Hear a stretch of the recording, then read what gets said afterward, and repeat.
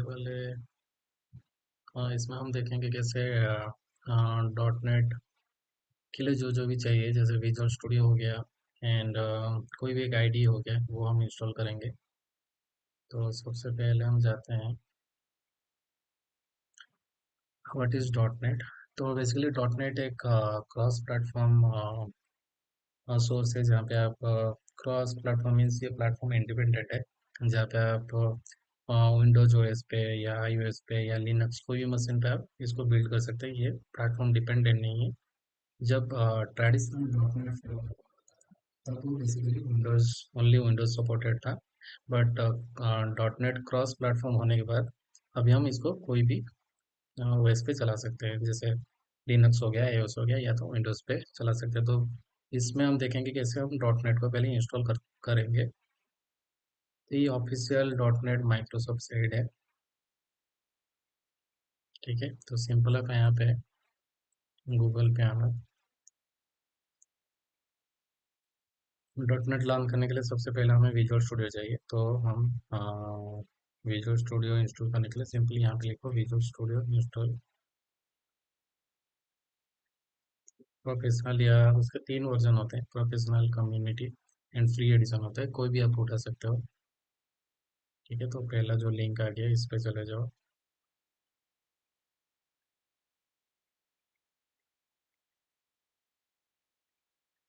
ठीक है, इस पे देखो ये तीनों होता है, जैसे मैंने बोला community, professional and enterprise. Enterprise is more basically for आपका जो कंपनी होता है उसके लिए लाइसेंस वाला वर्जन रहता है, तो इनमें से कोई एक उठा लो। फ्री ट्रायल वाला ये वाला कर लो, फ्री डाउनलोड कम्युनिटी वाला। ये दोनों फ्री ट्रायल के बाद ये वापस आपको लाइसेंस मांगेगा, लाइक पेड लाइसेंस मांगेगा। तो सीखने के लिए, लर्निंग पर्पज के लिए ये बेटर है, इसको डाउनलोड करो।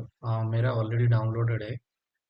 सिंपली आपका जस्ट जो भी ओएस है उस हिसाब से आप डाउनलोड करके इंस्ट्रक्शन फॉलो करके इसको डाउनलोड कर सकते हो। ये आपका पहला हो गया। डॉट नेट के लिए आप कोई भी एक आईडी, जैसे विजुअल स्टूडियो या visual studio code, visual studio code से अगर आपको डाउनलोड करना है, सिंपली वैसे ही विजुअल स्टूडियो कोड डाउनलोड यहाँ पे लिख लो।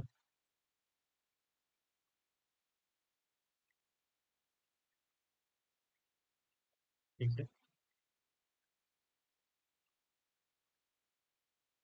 जो भी पहला लिंक है उस पे आ जाओ ऑफिशियल साइट पे। और ये यहाँ पे आप मेरे इसके मशीन के हिसाब से ये विंडोज़ का सिलेक्ट कर सकता हूँ, या आपका मैक है तो मैक कर सकते हो, या तो लिनक्स अगर आपका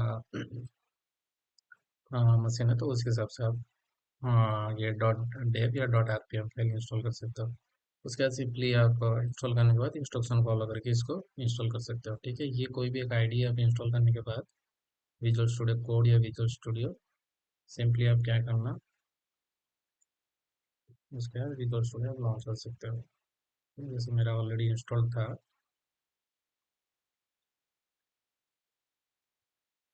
ठीक है, तो हम एक बेसिक्स से स्टार्ट करते हैं, फिर हम वन बाय वन एक एक जो भी उसका फंडामेंटल्स है वहाँ से कवर करके एडवांस तक जाएंगे। तो मैं एक सिंपल प्रोजेक्ट आपको बना के दिखाता हूँ। जैसे सपोज यहाँ से आप कोई भी टाइप का प्रोजेक्ट बना सकते हो डॉट नेट का, जैसे आप विंडोज एप्लीकेशन बना सकते हो, वेब एप्लीकेशन बना सकते हो, कंसोल एप्लीकेशन बना सकते हो।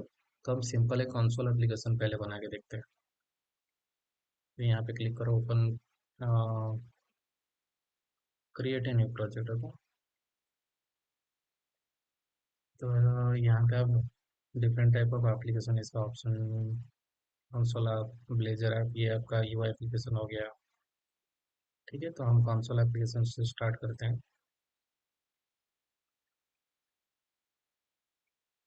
कोई भी आप नाम रख सकते हो, जैसे my first project, something like dot net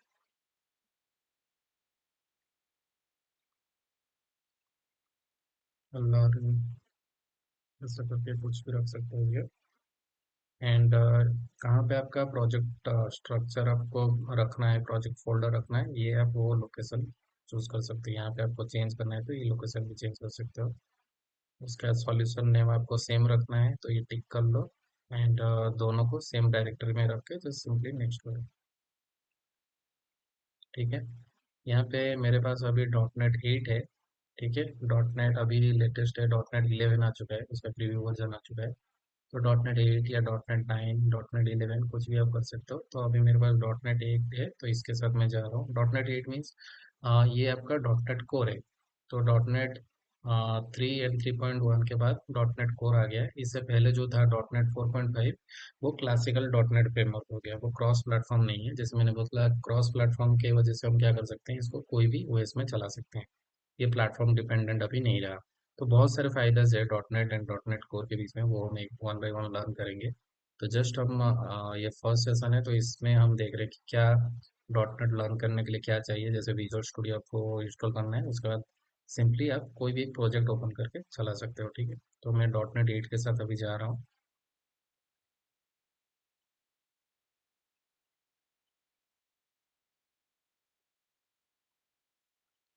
ठीक है, तो आपने कोई भी लैंग्वेज पर अगर इससे पहले काम किया हो, तो सबसे बेसिक प्रोग्राम क्या होता है, हेलो वर्ल्ड प्रोग्राम होता है। तो कंसोल में कुछ भी आपको प्रिंट करना है, तो हम क्या लिखते हैं, console dot right line, and उसके बाद जो भी प्रिंट करना है उसको डबल कोट्स के अंदर लिखो, तो सिंपल वो प्रिंट हो जाएगा। हेलो वर्ल्ड प्रिंट करोगे, तो सिंपली यहाँ पे वो लिख के ये यहाँ से रन करो, तो आपको कंसोल में उसका आउटपुट दिख जाएगा।